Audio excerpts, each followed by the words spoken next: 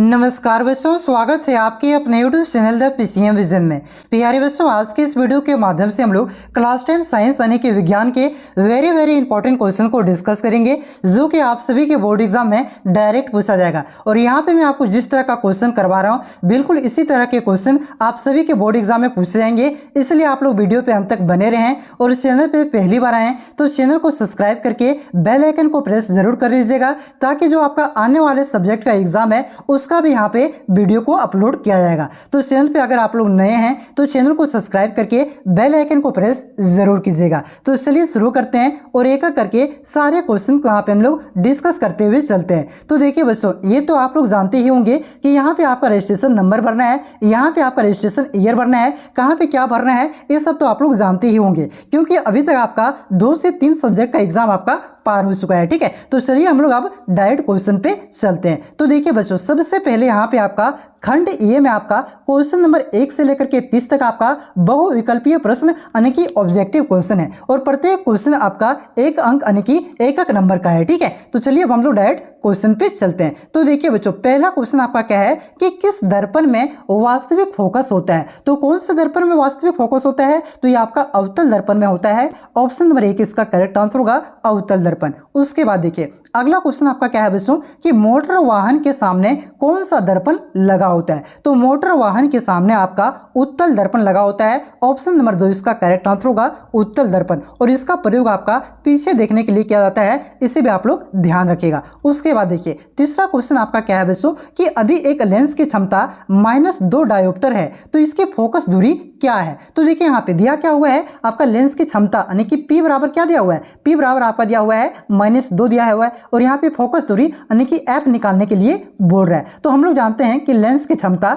P बराबर क्या होता है, तो बोलिएगा सर P बराबर 1/f होता है। ठीक है, 1/f होता है। अब देखिए यहाँ पे P बराबर दिया हुआ है, ठीक है, और यहाँ पे आपको F निकालना है, तो F बराबर आपका क्या हो जाएगा, F बराबर हो जाएगा 1/p हो जाएगा। ठीक है, अब यहाँ पे देखिए 1/p बराबर कितना दिया हुआ है, तो बोलिएगा सर -2 दिया हुआ है, तो -2 यहाँ पे हम लोग बैठा दिए इसको। अब -2 देखिए यहाँ पे 1 को अगर 2 से हम लोग काटेंगे तो कितना बार में कटेगा, तो बोलिएगा सर 0.5 बार में कटेगा। तो यहाँ पे कितना आ जाएगा, यहाँ पे -2 था तो -0.5 आ जाएगा। ठीक है, यहाँ तक समझ में आ गया आप लोगों को। अब देखिए अब -0.5 आया। अब यहाँ पे जो ये निकला ना बच्चों, ये आपका किस में निकला, तो ये आपका मीटर में निकला। ठीक है, अब 0.5 मीटर को सेंटीमीटर में अगर हम लोग चेंज करेंगे तो किससे गुना करना पड़ेगा, तो बोलिएगा सर 100 से गुना करना पड़ेगा। तो 0.5 गुना 100 कितना हो जाएगा, तो बोलिएगा सर, और यहाँ पे आपका कितना हो जाएगा, तो 50 सेंटीमीटर हो जाएगा। लेकिन नहीं बच्चों, यहाँ पे देखिए आपका माइनस में था, तो क्या हो जाएगा आपका -50 सेंटीमीटर हो जाएगा। ठीक है, तो फोकस दूरी कितना निकलेगा, तो -50 सेंटीमीटर निकलेगा।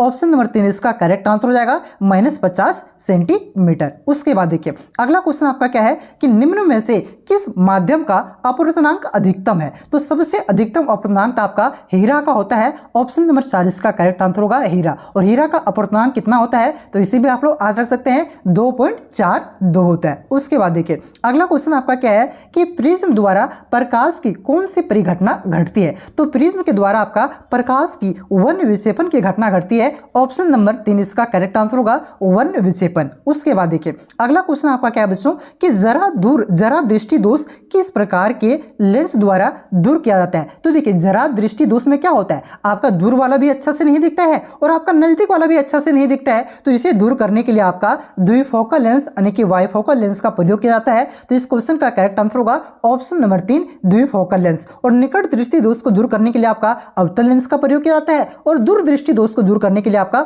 उत्तल लेंस का प्रयोग किया जाता है, इसे भी आप लोग याद रखिएगा। तो क्वेश्चन में क्या था, तो जरा दूर दृष्टि दोष था, तो इसका करेक्ट आंसर क्या हो जाएगा, ऑप्शन नंबर 3 हो जाएगा द्विफोकल लेंस। ठीक है, उसके बाद देखिए अगला क्वेश्चन आपका क्या है कि खतरे का निशान किस रंग का बना होता है। तो खतरे का निशान आपका लाल रंग का बना होता है। ऑप्शन नंबर 2 इसका करेक्ट आंसर होगा लाल रंग, और लाल रंग का इसलिए बना होता है क्योंकि जो आपका लाल रंग है बच्चों, इसका सबसे कम परिकीर्णन होता है और ये दूर से ही आपका आसानी से दिख जाता है। इस वजह से आपका खतरे का जो निशान है ये आपका लाल रंग का बना होता है। उसके बाद देखिए अगला क्वेश्चन आपका क्या है कि विभवांतर का SI मात्रक है। तो विभवांतर का SI मात्रक क्या होता है, तो इसका SI मात्रक आपका वोल्ट होता है। ऑप्शन नंबर 1 इसका करेक्ट आंसर होगा वोल्ट। अगर पूछे कि विद्युत धारा धारा का एसआई मात्रक क्या होता है, तो आज रखिएगा धारा का एसआई मात्रक आपका क्या होता है, एम्पियर होता है। प्रतिरोध का एसआई मात्रक आपका ओम होता है। बहुत ही आसान क्वेश्चन है क्या। चलिए अगला क्वेश्चन देखिए आपका क्या है बच्चों कि विद्युत परिपथ में धारा की माप के लिए किसका उपयोग किया जाता है। तो विद्युत परिपथ में धारा की माप के लिए आपका यह मीटर का उपयोग किया जाता है। ऑप्शन नंबर 3 इसका करेक्ट आंसर होगा यह मीटर। और विभवांतर को मापने के लिए किसका उपयोग किया जाता है, तो विभवांतर को मापने के लिए आपका वोल्ट मीटर का उपयोग किया जाता है। इसे भी आप लोग ध्यान रखिएगा, ठीक है। उसके बाद देखिए अगला क्वेश्चन आपका क्या है बच्चों कि किसी बल्ब में 1 मिनट में 120 कूलम्ब का आवेश प्रभावित होता है, तो प्रभावित धारा का मान कितना होगा। तो यहाँ पे I बराबर यानी कि विद्युत धारा बराबर क्या होगा, सो आपसे पूछ रहा है। तो हम लोग जानते हैं बच्चों कि I बराबर क्या होता है, Q बाय T होता है। और यहाँ पे Q कितना दिया हुआ है, तो बोलिएगा सर Q यहाँ पे आपका दिया हुआ है आपका 120 कूलम्ब और यहाँ पे T दिया हुआ है 1 मिनट यानी कि 60 सेकंड दिया हुआ है, ठीक है। 1 मिनट बराबर 60 सेकंड ही होता है ना, तो Q बराबर 120 और यहाँ पे 1 मिनट बराबर 60 सेकंड, तो काटेगा कितना बार में कटेगा, 2 बार में कटेगा। तो I बराबर कितना एम्पियर आएगा, तो बोलिएगा सर I बराबर यहाँ पे यानी कि विद्युत धारा बराबर आपका 2 एम्पियर निकल जाएगा। ऑप्शन नंबर 2 इसका करेक्ट आंसर होगा। उसके बाद देखिए अगला क्वेश्चन आपका क्या है कि 1 यूनिट विद्युत धारा विद्युत ऊर्जा का मान होगा, तो 1 यूनिट बराबर कितना मान होता है, तो ये आपका 3.6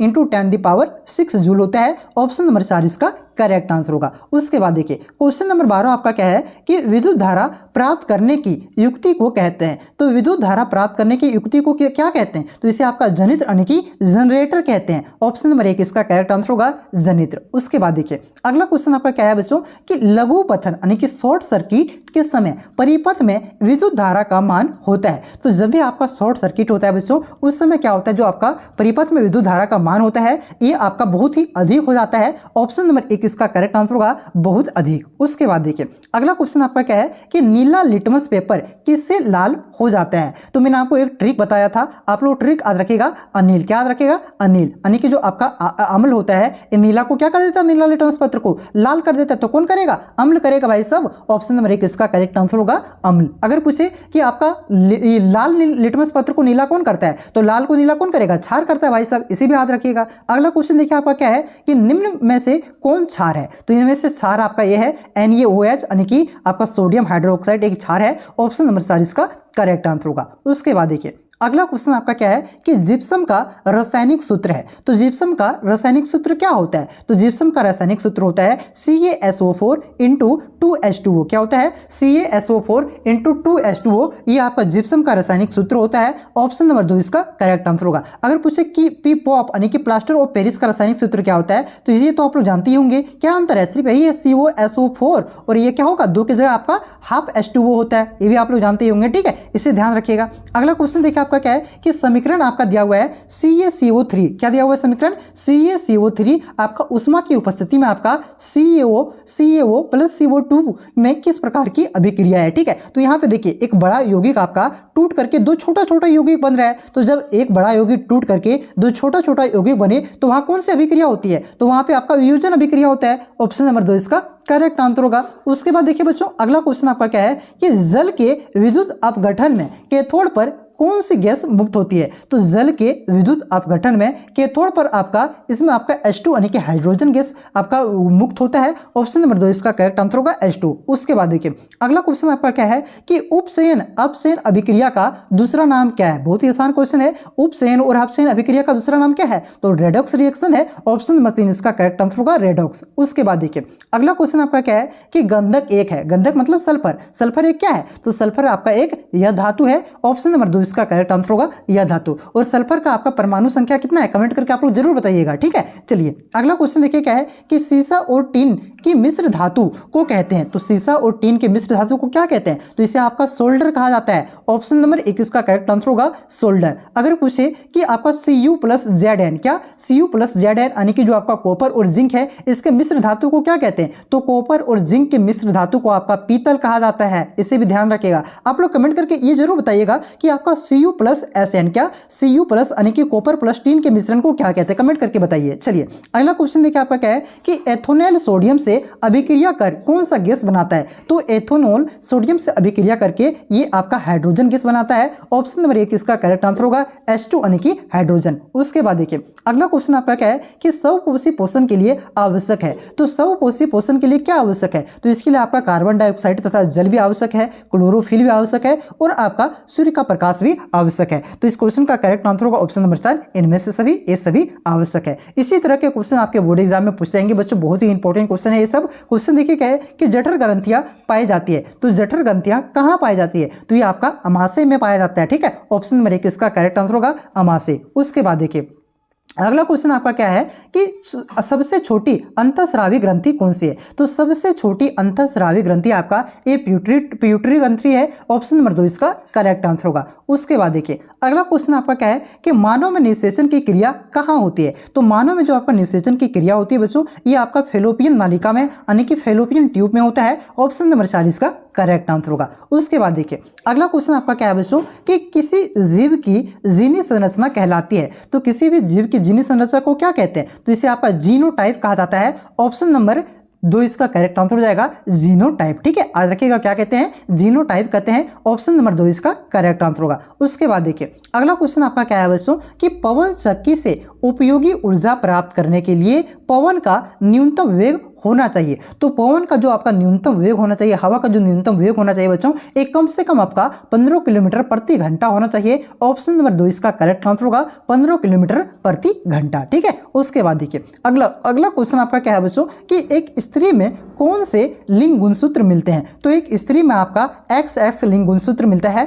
ऑप्शन नंबर 1 इसका करेक्ट आंसर होगा XX। और पुरुष में आपका कौन सा गुणसूत्र मिलता है, तो पुरुष में आपका XY मिलता है, ध्यान रखिएगा। ठीक है, उसके बाद देखिए अगला क्वेश्चन आपका क्या है बच्चों, देखिए आपका आखिरी क्वेश्चन है ऑब्जेक्टिव का कि जल विद्युत संयंत्र किस ऊर्जा को विद्युत ऊर्जा में रूपांतरित करता है, तो कौन से ऊर्जा को, तो ये आपका जो स्थितिज ऊर्जा है, इसी को स्थितिज ऊर्जा को आपका विद्युत ऊर्जा में आपका रूपांतरित करता है, ऑप्शन नंबर 4 इसका करेक्ट आंसर होगा स्थितिज ऊर्जा। तो प्यारे बच्चों अब इसके बाद जो आपका सब्जेक्टिव क्वेश्चन है, इस सब्जेक्टिव क्वेश्चन में आपको नेक्स्ट वीडियो में प्रोवाइड करवा दूंगा। ठीक है, बहुत ही इंपॉर्टेंट क्वेश्चन था, इसको आप लोग अच्छे से एक बार याद कर लीजिए, यहाँ से क्वेश्चन आपको देखने को मिलेगा। ठीक है, इसी तरह के क्वेश्चन आपके बोर्ड एग्जाम में आएंगे। ठीक है, आपका सब्जेक्टिव भी मैं अपलोड कर दूंगा आपका इस चैनल के माध्यम से। चैनल पे आप लोग नए हैं तो चैनल को सब्सक्राइब कर लीजिए और चैनल को वहां पे आप लोग क्या कीजिए, जो बेल आइकन दिया हुआ है बेल आइकन को प्रेस कर लीजिए, ताकि जैसे ही मैं आपको अपलोड करूँ सब्जेक्टिव क्वेश्चन आप तक नोटिफिकेशन पहुंच जाए। ठीक है बच्चों, ठीक है, चलिए तो आप लोग कमेंट करके बताइए कि सब्जेक्टिव क्वेश्चन चाहिए कि नहीं चाहिए तो मैं अपलोड कर ही दूंगा। ठीक है, आप लोग बस चैनल पे नए हैं तो सब्सक्राइब करके बेल आइकन को प्रेस कर लीजिए, ताकि मैं जैसे ही अपलोड करूं आप तक नोटिफिकेशन पहुंच जाए। और अभी तक वीडियो को लाइक नहीं किए हैं जो बच्चे, तो वीडियो को लाइक कर लीजिए और इस वीडियो को दोस्तों में ज्यादा से ज्यादा शेयर भी कर दीजिए। ठीक है, तो चलिए यहाँ पे मैं आपको नेक्स्ट वीडियो में सब्जेक्टिव क्वेश्चन आपको करवा दूंगा, इसी प्रकार के क्वेश्चन आपके बोर्ड एग्जाम में आएंगे, इसको आप लोग अच्छे से याद कर लीजिए, सारा इंपॉर्टेंट क्वेश्चन है। ठीक है, तो चलिए मिलते हैं नेक्स्ट वीडियो में, तब तक के लिए जय हिंद, जय भारत, जोहार झारखंड।